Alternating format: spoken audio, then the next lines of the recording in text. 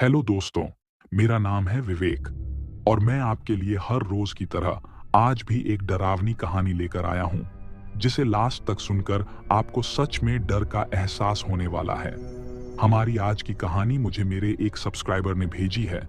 अगर आपके पास भी डरावनी कहानी है जो आपके जीवन में घटी है, आप मुझे मेरे इंस्टाग्राम प्रोफाइल पर सेंड कर सकते हो। लिंक डिस्क्रिप्शन में है।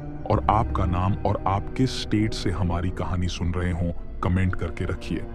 तो चलिए आज की कहानी को स्टार्ट करते हैं। हेलो, मैं हूं राजेश और मैं मेरे साथ घटी एक सच्ची घटना आपको बताने जा रहा हूं। शादी के बाद सुमन और मैं अपने हनीमून के लिए एक दूर दराज पहाड़ी रिसोर्ट में गए। यह रिसोर्ट अपने खूबसूरत प्राकृतिक दृश्य और शांत वातावरण के लिए मशहूर था।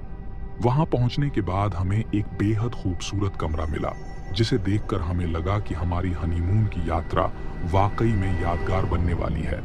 रिसोर्ट के प्रबंधक श्री सिंह ने हमें कमरे की चाबियां देते हुए कहा, कमरा नंबर 13 एक विशेष कमरा है, आपको यहाँ हर सुविधा मिलेगी।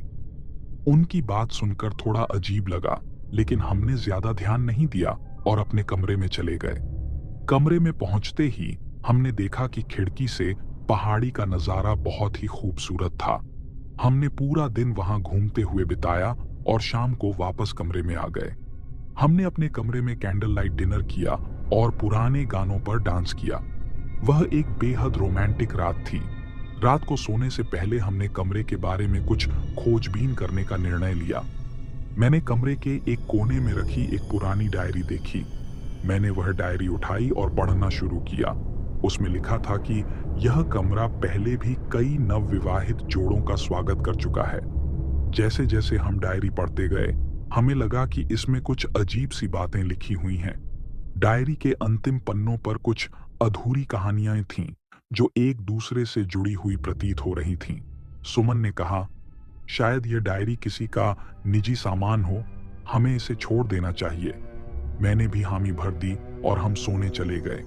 आधी रात को अचानक मेरी नींद खुली। मुझे एक अजीब सी आवाज सुनाई दी, जैसे कोई धीरे धीरे फुसफुसा रहा हो। मैंने देखा कि सुमन गहरी नींद में सो रही थी। मैंने उठकर देखा तो खिड़की के बाहर कोई हलचल नहीं थी। मैंने सोचा कि शायद मेरी नींद में यह सब हुआ है और मैं फिर से सोने की कोशिश करने लगा। अगले दिन हमने रिसोर्ट के पास के जंगल में घूमने का प्लान बनाया। हमने पूरा दिन ट्रैकिंग की और जंगल की खूबसूरती का आनंद लिया। वहां के वनस्पति और जीव जंतु बहुत ही अद्भुत थे। हम दोनों बहुत खुश थे और उस जगह की प्राकृतिक सुंदरता में खो गए थे। शाम को जब हम वापस लौटे तो रिसोर्ट के प्रबंधक श्री सिंह ने हमें बताया कि रात को रिसोर्ट में एक छोटा सा समारोह होने वाला है, जिसमें सभी मेहमानों को आमंत्रित किया गया है। हमने भी इस समारोह में शामिल होने का निर्णय लिया। समारोह में हमने कई नए लोगों से मुलाकात की और बहुत मजा आया। वहां के लोक नृत्य और संगीत ने हमें मंत्रमुग्ध कर दिया। हम देर रात तक वहां रहे और फिर थकान के कारण अपने कमरे में लौट आए। रात को सोते समय मुझे फिर से वही अजीब आवाजें सुनाई देने लगीं। मैंने देखा कि सुमन भी जाग गई थी और वह भी उन आवाजों को सुन रही थी। हमने एक दूसरे को देखा और यह समझने की कोशिश की कि यह सब क्या हो रहा है। आवाजें धीरे धीरे तेज होने लगीं और ऐसा लगा जैसे कोई हमारे कमरे के अंदर चल रहा हो। हमारी धड़कनें तेज हो गईं और हम दोनों डर गए। तभी अचानक कमरे की बत्तियां बुझ गईं और एक अजीब सी ठंडक पूरे कमरे में फैल गई। इस भयावह स्थिति में सुमन ने मेरी ओर देखा और कहा, राजेश, यह जगह ठीक नहीं लग रही। हमें सुबह होते ही यहां से चले जाना चाहिए। मैंने भी उसकी बात से सहमति जताई और हम दोनों ने रात किसी तरह बिताने का निर्णय लिया। सुबह होते ही हमने कमरे की खिड़कियां खोलीं और ताजी हवा में सांस ली। कल रात की घटनाओं ने हमें थोड़ा विचलित कर दिया था, लेकिन आज का दिन शुरू करने के लिए हमने एक नया संकल्प लिया। हमने नाश्ता किया और फिर रिसोर्ट के बगीचे में टहलने निकले। वहां के फूलों की खुशबू और पक्षियों की चहचहाहट ने हमारे मन को शांति दी। दिन भर हमने रिसोर्ट के आसपास के इलाकों का दौरा किया और खूब मजा किया। शाम होते होते हम कमरे में लौट आए। मैंने सुमन के लिए चाय बनाई और हम दोनों खिड़की के पास बैठकर पहाड़ों का खूबसूरत दृश्य देखने लगे। हमने भविष्य के बारे में बातें की और अपनी नई जिंदगी की योजनाएं बनाई। सुमन बहुत खुश थी और उसकी हंसी में एक खास तरह की चमक थी। रात का खाना हमने रिसोर्ट में खाया। खाना बेहद स्वादिष्ट था और हमने ढेर सारी बातें की। वापस कमरे में लौटकर हमने कैंडल लाइट जलाया और पुराने गाने लगाए।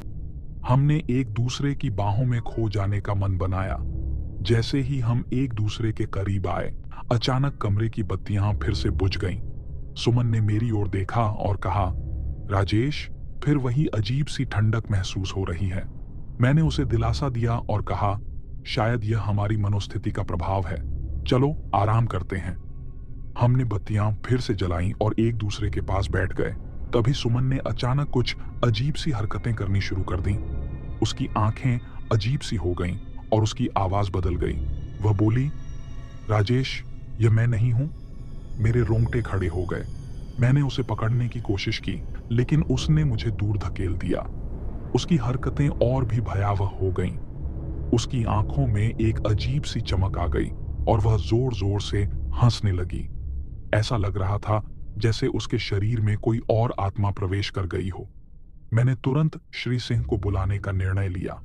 मैंने बाहर जाकर रिसोर्ट के कर्मचारियों से मदद मांगी। श्री सिंह और कुछ कर्मचारी तुरंत हमारे कमरे में आए। उन्होंने देखा कि सुमन का हाल बहुत बुरा था। श्री सिंह ने कहा, यह आत्मा इस कमरे की है। इसे शांत करने का केवल एक ही तरीका है।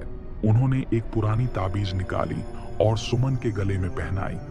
धीरे धीरे सुमन की हालत सुधरने लगी और वह बेहोश हो गई। सुमन के बेहोश होने के बाद श्री सिंह ने हमें कमरे के बाहर जाने को कहा। वह और उनके कर्मचारी ताबीज और कुछ अन्य चीजें लेकर कमरे में रुके। मैंने सुमन को संभालते हुए रिसोर्ट के बाहर वाले बगीचे में ले गया। थोड़ी देर बाद श्री सिंह हमारे पास आए और बोले, यह आत्मा इस कमरे से जुड़ी हुई है और इसे मुक्त करने का एकमात्र तरीका है कि हम इस कमरे का पूरा इतिहास जानें। श्री सिंह हमें रिसोर्ट के एक पुराने हिस्से में ले गए, जहां उन्होंने हमें एक पुरानी किताब दिखाई। उसमें लिखा था कि यह कमरा पहले एक नवविवाहित जोड़े का था जो यहां हनीमून मनाने आए थे। लेकिन एक रात पत्नी की अचानक मौत हो गई और उसके बाद से उसकी आत्मा इस कमरे में भटक रही है। श्री सिंह ने बताया कि कई सालों से इस आत्मा को शांत करने के लिए कई कोशिशें की गईं, लेकिन वह सफल नहीं हो सकीं। उन्होंने कहा, इस आत्मा को मुक्त करने का केवल एक तरीका है कि हम उसकी कहानी पूरी करें। हमने निर्णय लिया कि हम उस आत्मा की कहानी जानने और उसे पूरा करने की कोशिश करेंगे। हमने उस डायरी को फिर से पढ़ा और उसमें छुपे संकेतों को समझने लगे। डायरी में लिखा था कि उस पत्नी की आखिरी इच्छा थी कि वह अपने पति के साथ एक खास जगह पर जाए, लेकिन वह पूरी नहीं हो सकी थी। श्री सिंह ने हमें बताया कि वह खास जगह इस रिसोर्ट के पास ही एक पुराना मंदिर है। हम सबने मिलकर उस मंदिर जाने का निर्णय लिया। सुमन को होश आ चुका था और उसने भी हमारे साथ चलने की हिम्मत दिखाई।